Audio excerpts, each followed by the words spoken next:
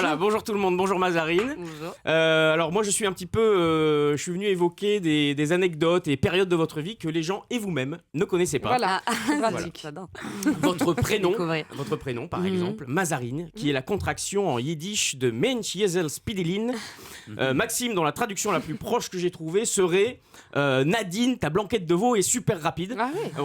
Bon, après, je suis pas hyper confiant sur mon traducteur. Hein. Mazarine, vous grandissez dans une famille d'artistes. Un lointain héritage, puisqu'il faut remonter jusqu'au XIIIe siècle pour trouver le premier artiste de la lignée, en la personne de Jean Debout le Rieur, précurseur du stand-up au Moyen-Âge, connu notamment pour son sketch de la catapulte ou encore de l'apothicaire. Bonsoir Lutèce, est-ce que ça va, vous êtes chaud ce soir Levez la main les gens dans la salle qui ont la syphilis. Ok, tout le monde. Ah bah d'accord.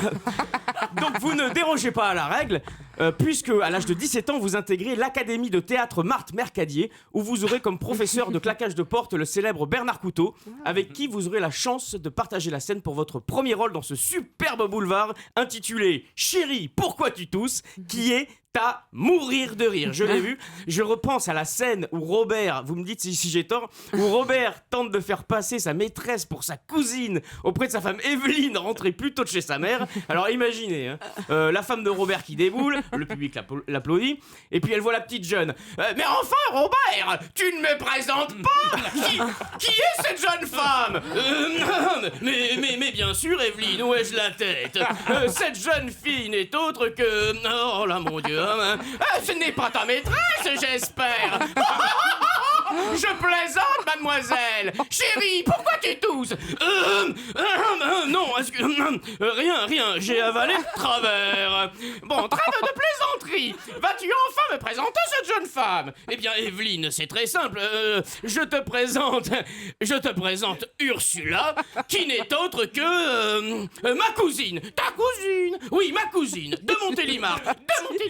Oui, ma cousine de Montélimar, venue s'occuper de mes nougats, m'apporter des nougats pour les fêtes. Et alors on rit. Mais vous êtes parti. Mais non, mais parce que ça suit. Mais vous savez êtes pas. parti très loin. Bah ouais, j'ai eu du mal à m'arrêter. J'ai écrit ça allongé comme John Lennon, et c'est pour ça. Alors, non mais... On est fatigué. Oh, on y était. On est crevé pour vous. Non mais vraiment, j'ai adoré cette pièce, je vous félicite. Il s'ensuit des répliques, mais parce qu'on rit.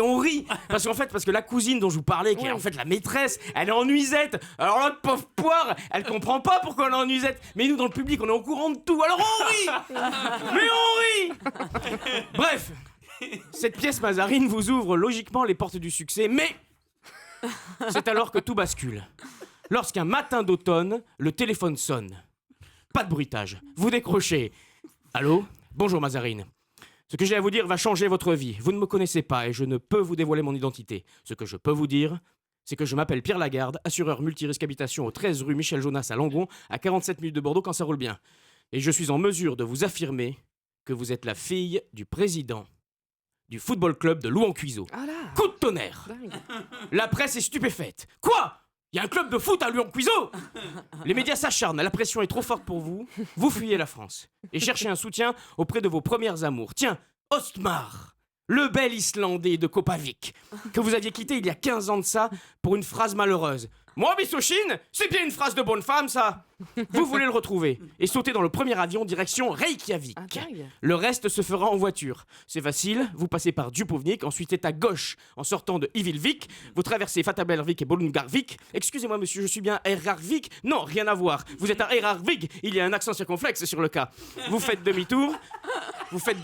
Qu'est-ce qu'il a dit déjà? Suivre Flattervik, Renivik, au rond-point à droite sortie Warvik. Vous êtes paumé. Bah oui. Des heures et des heures et des jours de voiture. Et soudain, un Oroto. Merde, vous êtes à Agen.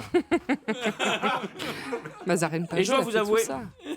Oui, si. Ah, c'est dingue. Et je dois vous avouer, Mazarine, qu'un téléchèque, moi, m'aurait anéanti, pas vous. Non, vous, oh là là, au lieu de sombrer, vous écrivez 14 romans, dont le dernier, Magda, aux éditions Julliard, pour 20 euros. 20 euros, c'est bien. Vous l'auriez vendu 300 euros, je vous aurais dit attention, hein, je suis personne, mais 300 euros c'est un petit peu cher. Voilà.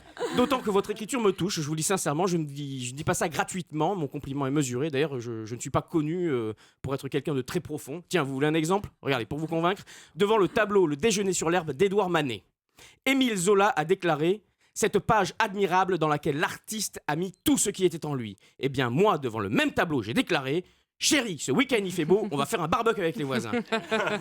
La preuve que ce que je vous dis est très sincère. Allez, Bah oui. allez, salut et surtout, allez loup en cuiseau. Bravo. Merci Julien Schmitt. Europe 1.